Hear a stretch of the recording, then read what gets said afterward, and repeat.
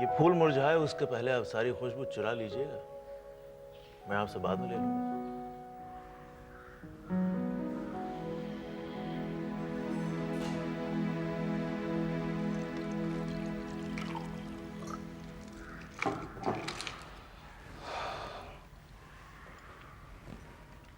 आज इतनी जल्दी? काम खत्म हो गया, चला आया।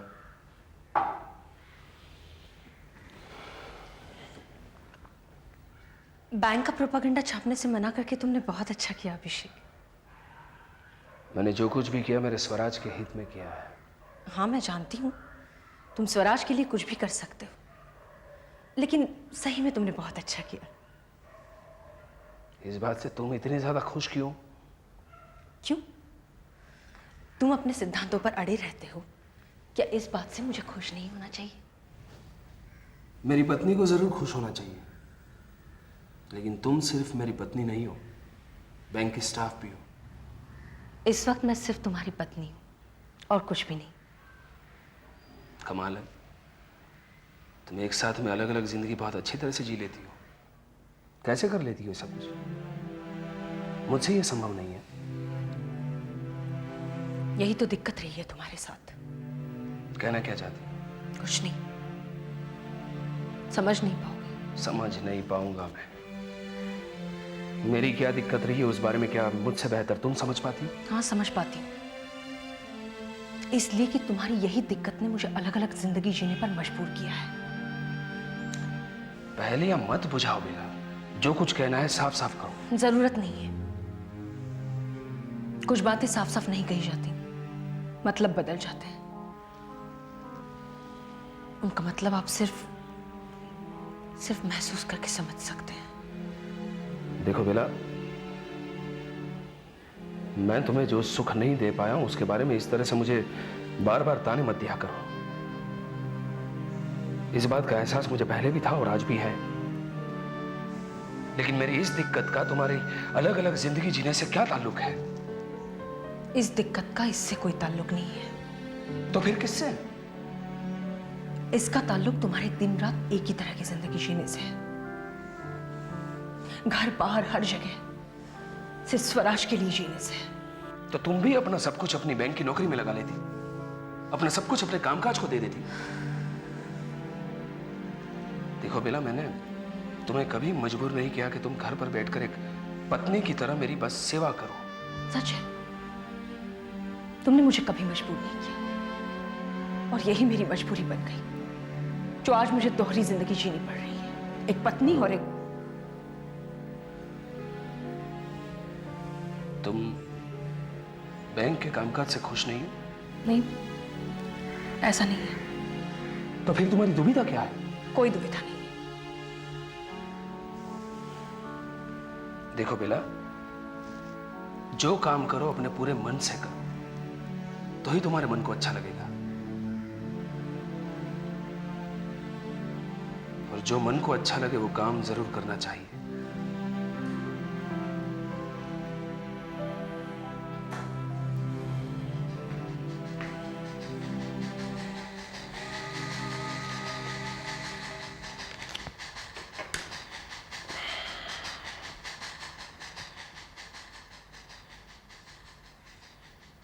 आज इस फोन को अंदर क्यों ले आई? लाई तो थी ये सोचकर कि आज भी तुम्हारा फोन रिसीव करूं और ये मालूम हो जाए कि तुम रात में देर से आओगे या फिर नहीं आओगे। लेकिन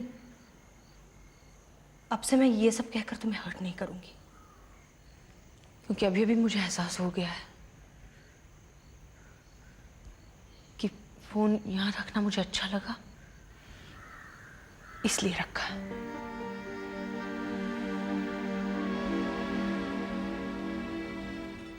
बस बस बस। अरे क्या, थोड़ा सा तो लीजिए नहीं, वैसा। बस बस बस, और नहीं और नहीं। खाने का मजा आ गया। इतना स्वादिष्ट खाना कब खाया था मुझे याद ही नहीं। अब आप यहाँ पर आते ही नहीं, हम क्या करें। अरे भाई, बड़े नेता हो गए, अब बिना न्योता दिए थोड़े ही आएंगे। ईश्वर चंद जी, कितने बड़े नेता क्यों ना बन जाए, रहेंगे तो आपसे छोटे ही ना। अब आप ही की बदौलत तो यहाँ तक पहुँचे। अरे नहीं प्रताप चंद जी, ये तो आपका बड़प्पन है जो आप ऐसा कह रहे हैं। जो भी है तो सच। अरे वैसे आप लीजिए ना। बस बस बस। क्या बात है बेटा, आपको अच्छा नहीं लग रहा है? आप तो बिल्कुल चुपचाप बैठे हैं।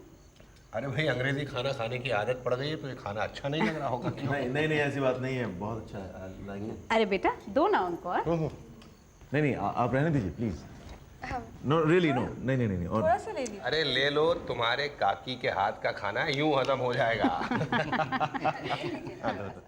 देखिए, बुरा मत मानिए प्रताप जी, अगर मेरे हाथ में होता तो मैं शैलेश की मदद जरूर करता। तो फिर किसके हाथ में है? बात यह है कि इस तरह का फैसला कमेटी करती है। आप भी तो उसी कमेटी के अंदर हैं।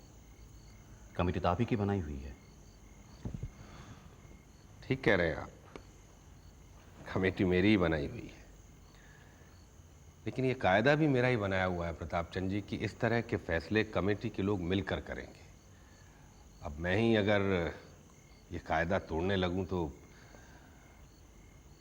आप मेरी मजबूरी समझ रहे हैं ना? हाँ, समझ रहा हूँ। अब हम क्या कहें ईश्वर चंद जी, जब आप मजबूर हैं तो छोड़िए, आगे देखा जाएगा। बहुत से ऐसे मौके आएंगे जब आपकी मदद की जरूरत पड़ेगी। अब आप हर वक्त मजबूर थोड़ी हो जाएंगे। अरे बिल्कुल नहीं, कैसी बातें करते हैं आप। और फिर शैलेश जैसे आपका बेटा वैसे ही मेरा भी बेटा। जरा क्या, अरे आप लोग खाएंगे नहीं? हम दोनों बाद में खाना खाएंगे।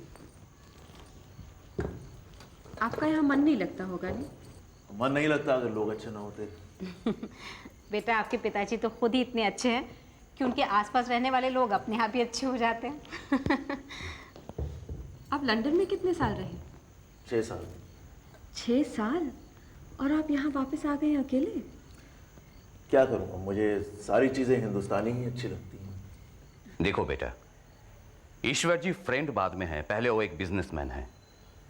और कोई भी बिजनेसमैन ऐसा कोई काम नहीं करना चाहता जिसमें रिस्क बहुत ज्यादा हो। आपकी इतने दिनों की दोस्ती के बाद भी उन्हें आप पे बिल्कुल भी भरोसा नहीं है, और आप इतने वक्त से उन्हें फेवर करते चले आ रहे हैं। नहीं बेटा, मैंने रुपए पैसों से कभी उनका कोई फेवर नहीं किया है, और जो भी किया है उसके बदले में इतनी बड़ी रकम की बैंक गारंटी वो नहीं देना चाहते।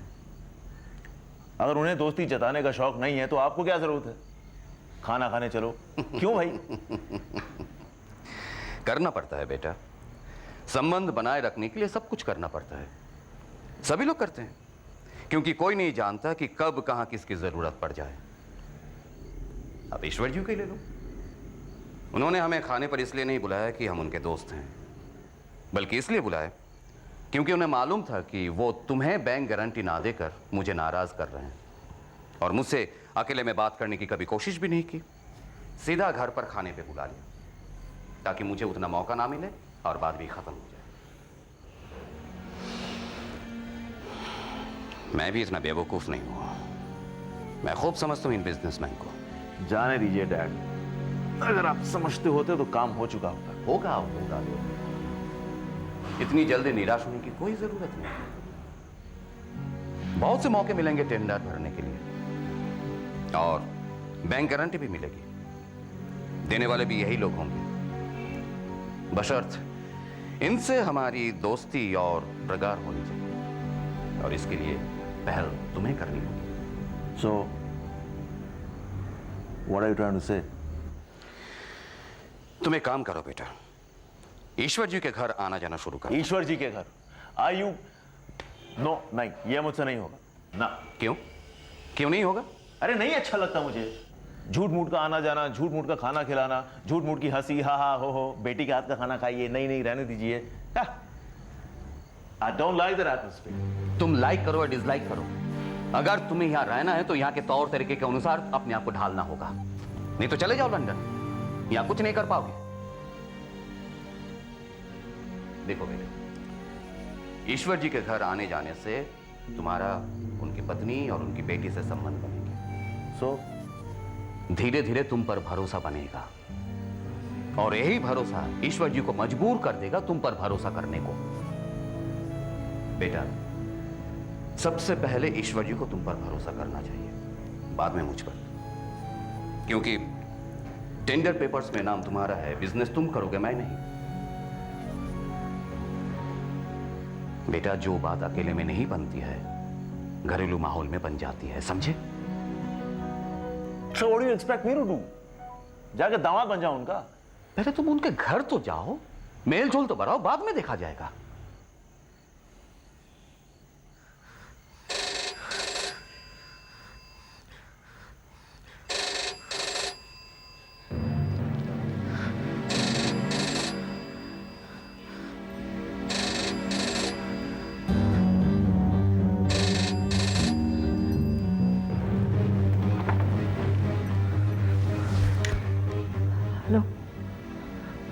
Hello hello hello wrong.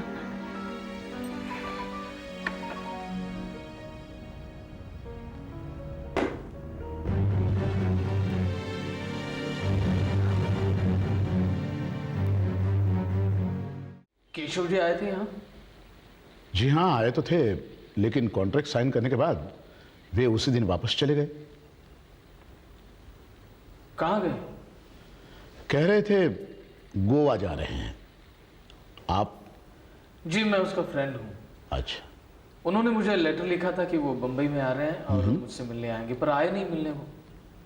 भाई, अगर आपको कोई खास ज़रूरी काम हो तो मैं उनका गोवा का एड्रेस दे सकता हूँ आपको। जी नहीं, उनका एड्रेस है मेरे पास। Thank you. नमस्कार। उमा, उमा साहिल आ रहा है। अच्छा, ये देख। साहिल आ रहा है? हाँ माँ, स्कूल की छुट्टियां होने वाली हैं। अरोरा साहब को आज ही भेज देंगे उसे लाने के लिए। चल तेरे बाबूजी को फोन करते हैं। मैं फोन करती हूँ। उन्हीं का होगा, बहुत चिंता करते हैं तेरी याद में। हेलो बाबूजी, साहिल के स्कूल से तार आई है, छुट्टियां होने वाली हैं। आज ही अरोरा साहब को भेज देंगे उसे लाने के लिए। जी मैं उमेश बोल रहा हूँ। हेलो, आप कौन? मैं उमा बोल रही हूँ। आपको किससे बात करनी है? उमा जी, मुझे केशव से बात करनी है। किससे? केशव से। जी वो यहाँ नहीं रहते। आप कौन बोल रहे हैं? जी मैं उमेश बोल रहा हूँ। मैं उसके कॉलेज के ज़माने का फ्रेंड हूँ। केशव है? मैंने आपसे कहा ना, अब वो यहाँ नहीं रहते। जी नंबर तो यहीं का दिया था। दिया होगा, लेकिन अब वो यहाँ नहीं रहते। आप केशव की वाइफ बोल रही हो उमा जी? जी। तो फिर केशव आपके साथ? जी अब वो मेरे साथ नहीं रहते।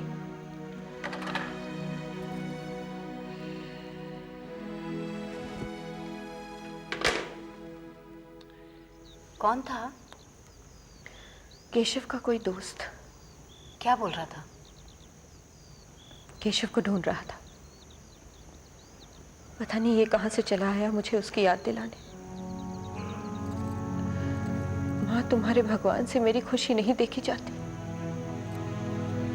अब मैं जैसे भी रह रही हूँ मैं खुश हूँ। मैं अपने बच्चे के सहारे अपनी बाकी जिंदगी खुशी खुशी काट लूंगी। लेकिन ऐसी बातें नहीं करते बेटा, सब अच्छा होगा। चाहे वो इस दुनिया में हो या ना हो। माँ, माँ, सिर्फ होने भर के एहसास के सहारे मैं अपनी जिंदगी नहीं काट सकती, और ना ही मैं अपने बच्चे को काटने दूंगी। नमस्कार ईश्वर जी, आइए आइए। नमस्कार नमस्कार सुबोध जी, पार्टी अध्यक्ष की कुर्सी बहुत बहुत मुबारक हो। धन्यवाद। शकुंतला मेरी पत्नी, बेला मेरे बड़े भाई साहब की बेटी। स्वर्गीय रामदास जी की बेटी? जी हाँ जी हाँ। अच्छा, एक अरसे के बाद मुलाकात हो रही है। आप तो राजनीति में इतने व्यस्त रहते हैं, फुर्सत कहाँ मिलती होगी? अभी जी इस तरह के मौके आते रहेंगे। तो मिलना जुलना तो होता ही रहेगा। तो कभी हमारे यहाँ भी आइए सुबोध जी, आपके आने से हमारे घर की भी थोड़ी शोभा बढ़ जाएगी। आऊँगा, ज़रूर आऊँगा। आपके आने से जो हमारे घर की शोभा बढ़ी है तो उसका बदला तो चुकाना ही पड़ेगा। प्रताप चंद जी नहीं दिखाई दे रहे, कहाँ वो हैं? ज़रा कुछ काम से गए, आते ही हैं। अच्छा अच्छा, आइए मैं आपको कुछ परिचय कराऊँ। हाँ जी हाँ जी हाँ। ये जो शेड्यूल बैंक को लेके गवर्नमेंट की पॉलिसी है तो कुछ अजीब सी, लेकिन इसके बावजूद भी हमारे ईश्वर चंद भाई साहब ने इसको बहुत अच्छी तरह से अपनाया। नहीं, अरे ईश्वर चंद जी आ गए, बाकी की बातें हम लोग बाद में करते हैं। हाँ? नमस्ते। अरे नमस्ते बेला, कैसी हो? मैं जरा भाई साहब से मिलकर आता हूँ। अभिषेक से मुलाकात हुई? नहीं। अरे यही तो है। हाँ। मैं आता हूँ।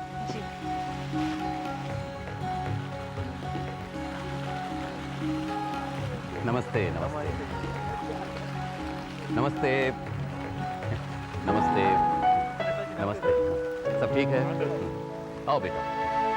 नमस्ते नमस्ते।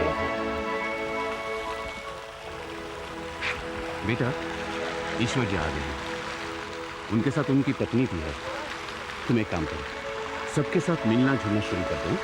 आओ। आप चलिए, मैं आता हूँ। हाँ, जल्दी आ जाना, क्योंकि तुम्हें हमारे पार्टी अध्यक्ष जी से भी मिलना है।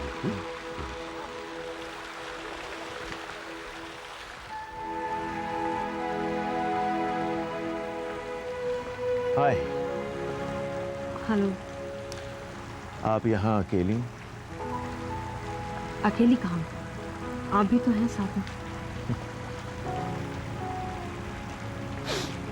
आई एम सॉरी, हम आपको बैंक गारंटी नहीं दे सके। अब आपने जेन्युइनली चाहा ही नहीं होगा। जेन्युइनली चाहा ही नहीं, ट्राई भी किया। लेकिन लोगों को मुझ पर भरोसा नहीं है। आपको भरोसा है मुझ पर?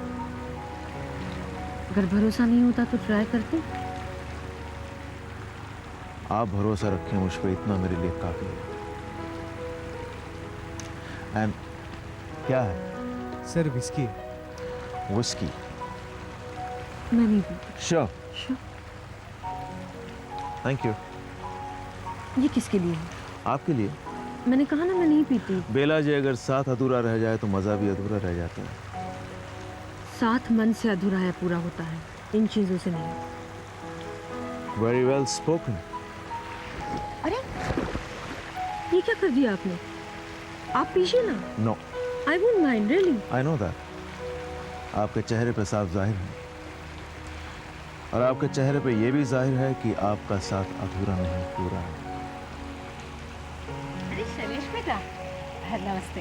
कैसे हो बेटा? बस ठीक हूँ। अरे कभी घर आया करो ना। जी आऊँगा। अरे बेला, वहाँ सब तुम्हारा इंतजार कर रहे हैं, यहाँ खड़ी हो तुम? वहाँ बिजनेस की बातें चल रही हैं। तुम भी आओ ना बेटा, काका जी से मिलो। जी। आ जाओ। बाय द वे, मैं कभी भी रॉन्ग नंबर डायल नहीं करता हूँ।